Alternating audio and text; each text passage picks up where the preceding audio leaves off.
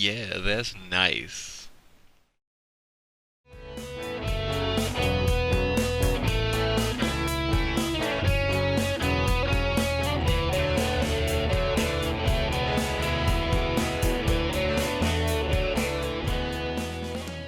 What's up, guys? It's Rev J again. So, one of the things I've been meaning to show you guys was that I decided to go ahead and pick up an instrument kind of over the holiday season, post-holiday season here. And what I ended up doing is picking up the Squier starter packs, the SE starter packs.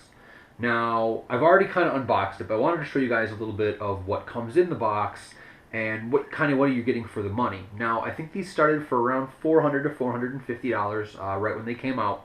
They've been around for a year or two at least that I know of in this form, and the kit itself is basically ideally everything you need to get started.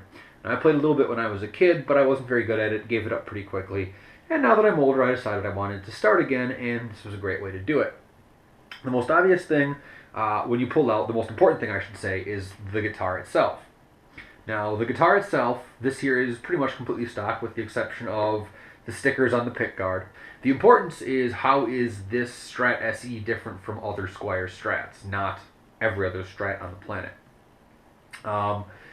And from what I gather, it's a couple different things. So a couple of the differences are replaceable and a couple just inherent to the actual guitar itself. First thing is the tuners it has on it are really not the best. They're kind of a blocky motion. From what I understand and from what I'm looking at doing, I would go ahead and replace those. They're enough to get the instrument in tune to play, but their action really is kind of stiff, and they just don't seem like that they're that high quality. The neck and everything itself is very nice. It does have a rolled edge or a rolled corner on the neck itself, but compared to what I've seen on guitars that have been tacked in the higher end guitars, I forget what it's called, luthier. Forgive me for not knowing the term. That's so much smoother, and that's not really a big deal. But from what I understand, when you're playing a lot, that edge can make a huge difference. Right now, for me, the edge of this is pretty comfortable, and I think for a lot of new players, it probably will be. But just if I'm going to go ahead and illustrate some of the differences between this and the higher end ones, that's one thing to notice. Other thing to notice is that the body itself, well, being extremely high quality with a very nice finish on it, and my finish is pretty much perfect all the way around. The body wood itself is different than that of the regular Squier Strat, but the shape and everything like that's the same. The other biggest difference, I guess, is in terms of the stock hardware that it comes with. Now, the pickups themselves, the selector switch, the volume knobs, they're all kind of generic, and when you open this up, the wiring and stuff like that, it's all very basic. It's clearly not, anywhere near the precipice of the highest quality. But that makes it a great starting point for a lot of guys who want to go ahead and mod a guitar. I've seen a lot of builds on some of the forums. People will route these out and do humbuckers with them. They'll change these three pickups. They can get switches. Most of the Fender electronic stuff does fit. However, from what I understand, the nut and a few other things require what they call import spacing. So if you are going to go ahead and buy one of these to do as like a builder guitar, or if you are a beginner and maybe you want to upgrade some of your equipment, you do have to take some of that into account. But that being said, the guitar itself is completely playable basically out of the box. None of the stuff is really, from what I understand, set. The bow and everything on the neck, but they do give you a nice set of instructions were you to do that, to set the bow and I think intonation and all that stuff. I didn't really do these, I just had a friend mess with it for me and make it easy. Now see, the guitar itself is decent quality, but something important to mention is that obviously the kit comes with all sorts of other stuff. It's the whole point of buying a kit, is because you get everything you need. Now, the thing I need to illustrate right away while I've got the guitar out is that, as you guys can see right here, I went ahead and already replaced the strap with this 3-color one. Now, yeah, I happen to like it more than the stock strap, but there's another good reason for doing this. The end tabs on this are real leather and fit very, very firmly. The strap they give you, however, in the kit is a little less so. This is the strap from the kit, and it's just the black, sort of generic nylon webbing with a plastic airline-style shoulder strap. This really seems like it belongs more at home with like a backpack or a luggage kit or something than with a guitar. Initially, the one I bought, of course, it's a nicer material and it fits better on your neck. It doesn't kind of scratch up your neck. But the really important thing is the function on these end tabs. Now you can see right away, this one here is pretty much completely blown out. It's ripped. The material is not a real leather. It is sort of that pleatherette. It's got like a feltish back on it. This literally lasted maybe 5 days of light use. I'd pick it up off the stand, which it also comes with, and put it in my lap. And sometimes I would just wear the strap while playing in my lap, and these would wear away, let alone standing up. It got so bad that after using it for just a few days, I would go to stand up from seated, and my guitar would want to fall off. So this thing is a piece of junk. You can pretty much save it for, I don't know, tethering something together, or tying somebody up in your basement or something. I don't know. It's not very useful for anything. So that brings us to the next major piece of equipment here, which is the Squier SP-10 amplifier. Now, this little thing actually puts out a great amount of sound. It's very comparable to some of the crate amps, while not quite as warm or powerful as some of those that I've seen. It's got basic control panel up top with volume, treble, bass. You've got your input and your headphone jack for when you're practicing, and your power switch. Really, it's pretty much the basic small box amp that everyone starts with. But it does put out a very nice little sound, especially when you're just practicing at home. And in small rooms, it fills the room pretty nicely. It's got a decent character. I'm not running any effects or anything like that. But for being kind of, in my mind, thrown in with the kit, since the guitar was what I wanted, this thing's really nice. It's nice to have an amp around. I do spend a lot of my time playing plugged into my computer's soundboard.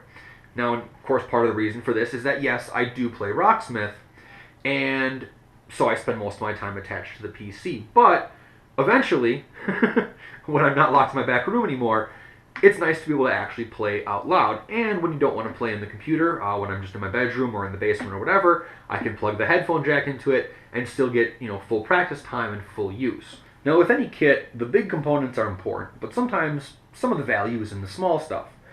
Now, this kit has a bunch of little small stuff thrown in it, and some is important in my mind and some isn't, but I'll show you guys what we got. Now, the first thing they give you is your 1/4" patch cable. You gotta have one of these. It's essential. I'm glad they give it to you because there's nothing more aggravating than buying a kit that has 2 separate components and not getting the cable to connect the two. This is a decent quality, somewhat thick gauge cable, fairly heavy shielding on it.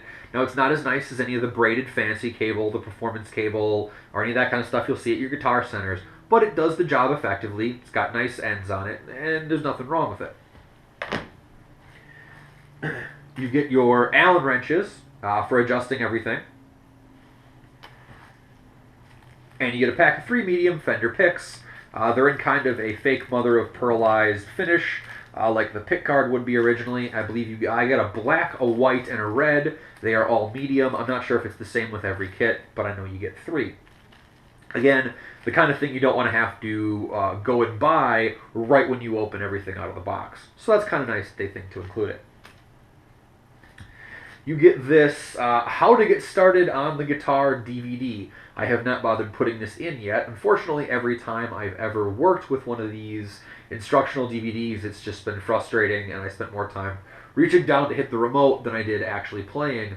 That does bring me to why I like working with Rocksmith a little bit, but that program is in and of itself fairly intensive, and I could spend probably an hour just talking about all the different things it can do. So we'll maybe save that for another video. If that's something you guys want to see, feel free to let me know. Your warranty card. Got to have one of these. Of course, mine is unfilled out sitting right here. And this. And what this is a little simple tuner with instructions, and it does include a battery. Again, is it absolutely necessary? Well, if you're playing with Rocksmith, no. Or if you already have some equipment, no. But for a lot of people, Fender was working on the idea that this kit is for someone that does not have any musical instruments. They don't have any gear, they don't have any know-how, they really don't know what they're getting into, and so they set them up here. It works fairly well. It takes a little watch battery, which, like I said, they give you. It's a very good kind of generic basic tuner. It's not as near as accurate as some of the extremely expensive plug-in tuners, but that being said, to get you started, to get you equipment, it's nice they include it. That's what you get, guys, when you get the Squier Strat SE starter pack. I'm really pretty impressed with the quality of it. It's a decent instrument, although I will admit a bit heavy compared to its alternatives. It plays well. It's a great starting point. The amp is nice quality. Most of the accessories are pretty good quality, except for that piece of garbage strap. But a strap is not that much money to replace. I think most people do anyway. Biggest thing I would say is probably looking forward to upgrading the electronics at some point. But it's playable for right now. You can learn how to play the guitar on this. It's got everything you need, and I'm really happy with it. I would really encourage people who are thinking, maybe they want to go ahead and start playing, or maybe they want to pick up Rocksmith or one of those things. This is kind of a great way to do that without spending a huge amount of money. So, with that being said, I got more coming up on Rev J. There will be more car videos. As always, more shoe review videos. Hopefully maybe some more cool guitar stuff if I ever don't suck at playing this thing. And until then, we'll see you next time, guys.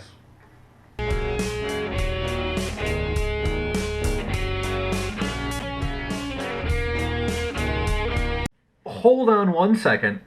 I've already screwed something up. See, I forgot the last part that comes with the kit. The case. This big old thing right here. Now, it's your kind of generic, regular, zip-top, padded case that you get for, or usually with, a guitar.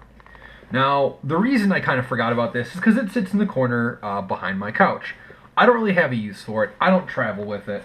In terms of quality, it's okay. The material itself is decent, and the handles are okay, but it's got the same crappy strap that the guitar kind of came with, except with hook ends on it. I don't know that I'd trust my prized possession to it, but for a guitar I'm just learning to play, I guess it's not the end of the world. It's got a pocket on front, the Fender logo. The leather tabs are kind of poorly made, like the strap ends, but it's kind of what you'd expect with a kit, especially considering the price point.